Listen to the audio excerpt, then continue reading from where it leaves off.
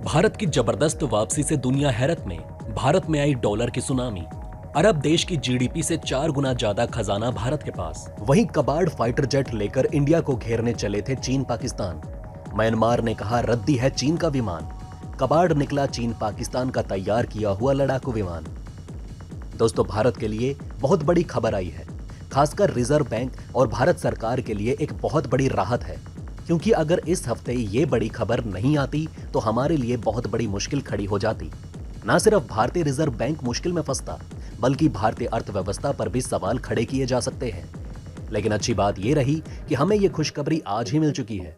दरअसल दोस्तों, भारतीय खजाने में यानी कि इंडियन फॉरेक्स रिजर्व में एक ही हफ्ते में जबरदस्त उछाल देखा गया। एक हफ्ते में हमारा खजाना लगभग 14 बिलियन डॉलर से ज्यादा बढ़ गया था।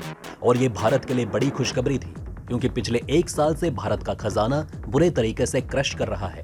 जबरदस्त गिरावट आई है।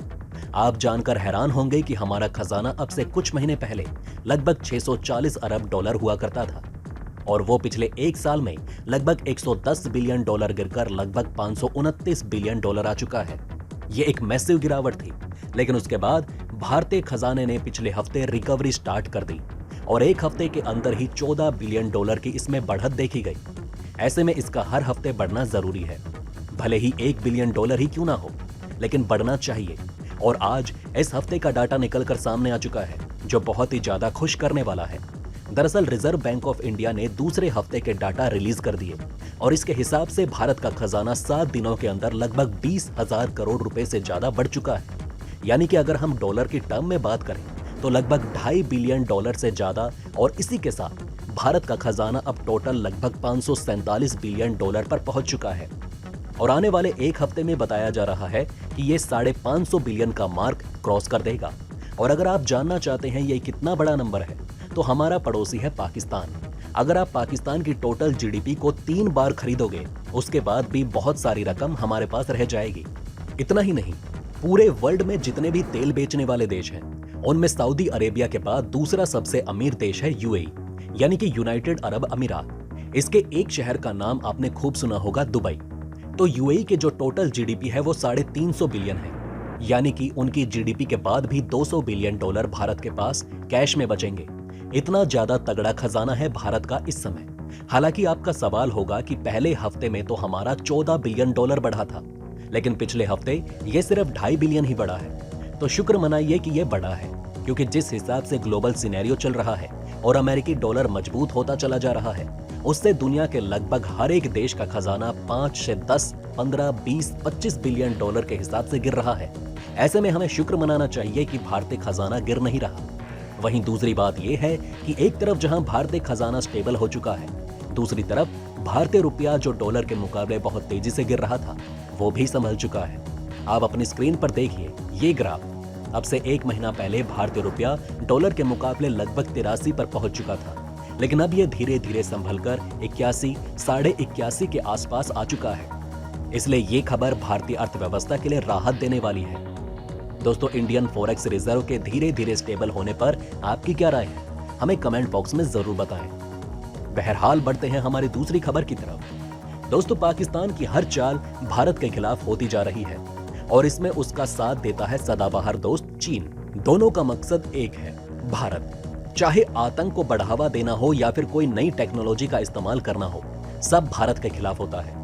अब चीन और पाकिस्तान ने मिलकर भारत को टक्कर देने के लिए JF-17 फाइटर जेट तैयार किया, जिसे पूरी दुनिया में खूब बढ़ा चढ़ाकर उसकी खूबियां पेश की गई। लेकिन हुआ ये कि ये फाइटर जेट कबाड़ निकला। म्यांमार की वायुसेना ने चीन और पाकिस्तान के इस फाइटर जेट को उड़ाने से ही मना कर दिया। म्यांमार को चीन से ये जेट अभी 4 साल पहले ही मिले थे, लेकिन इसकी तकनीकी खराबी म्यांमार के लिए सिरदर्द बन गई। म्यांमार वायुसेना के पूर्व पायलटों ने तो ये भी कह दिया कि JF-17 इतने सक्षम ही नहीं कि देश की हवाई सुरक्षा को मजबूत कर सके। म्यांमार की वायुसेना ने JF-17 लड़ाकू विमानों के ढांचे में खराबी आने की वजह से उड़ाने से ही मना कर दिया। चीन का दावा है कि उसके ये जेट दुश्मन के अड्डों की रेकी से लेकर जमीन पर हमले और बॉम्बिंग मिशन को अंजाम देने के लिए सक्षम है। इन जेट्स को फिलहाल अनफिट करार देकर जमीन पर ही खड़ा रखने का फैसला किया गया है। मीडिया में आ रही रिपोर्ट्स की माने तो म्यांमार के पास ऐसे तकनीकी एक्सपर्ट्स नहीं है जो इस जेट में आई खराबी को ठीक कर सके। म्यांमार ने चीन से 16 JF-17 खरीदने की डील साल 2016 में की थी, लेकिन उसे ये नहीं पता था कि उसका ये आधुनिक लड़ाकू विमान कबाड़ निकलेगा। म्यांमार ने चीन को हर जेट के लिए $25 मिलियन की मोटी रकम दी। पिछले 6 जेट म्यांमार को साल 2018 में मिले थे। बाकी के 10 जेट के बारे में कोई भी जानकारी दोनों देशों की तरफ से नहीं दी गई। इस डील के साथ ही म्यांमार दुनिया का वो पहला देश बन गया था जिसने चीन पाकिस्तान की तरफ से तैयार इस जेट को खरीदा था। साल 2018 में ही म्यांमार की वायुसेना ने इन्हें आधिकारिक तौर पर अपने बेड़े में शामिल किया था। JF-17 को पाकिस्तान एरोनॉटिकल कॉम्प्लेक्स और चेगंदू एरोस्पेस कॉरपोरेशन की ओर से विकसित किया गया है, तैयार किया गया है। इसे विकसित करने का सबसे बड़ा मकसद था भारत की वायुसेना के खिलाफ चीनी वायुसेना को मजबूत करना। इस जेट में रूस की किमोव RD-93 एरो इंजन लगा है। साथ ही इसका एयरफ्रेम चीन में तैयार हुआ है। चीन का दावा है कि जेट को हवा से हवा में हमला करने वाली मीडियम रेंज की मिसाइल 80 mm और 240 mm के रॉकेट के साथ 500 पाउंड के बमों से लैस किया जा सकता है। म्यांमार को चीन पाकिस्तान द्वारा निर्मित ये जेट 2016 में मिले और 2 ही साल के गैप में 6 में से 4 को बाहर कर दिया गया। साल 2018 दिसंबर में म्यांमार के तत्कालीन आर्मी चीफ मिन आंग ह्लिंग ने 4 ऐसे जेट को बाहर कर दिया जिनमें तकनीकी खराबी पाई गई। इन जेट्स को मिकटिला एयरबेस पर जारी प्रोग्राम के बीच से हटाया गया। इसके बाद दिसंबर 2019 में 2 और जेट को वायुसेना ने 72वें स्थापना दिवस के मौके पर शामिल किया था। चीन पाकिस्तान द्वारा म्यांमार को सौंपे गए इस विमान का रडार तक फिसड्डी निकला। वहां के अधिकारियों का कहना है कि JF-17 के रडार ही काम नहीं करते तो देश की रक्षा क्या करेंगे। इस जेट में चीन का बना KLI-7AI रडार दिया गया है।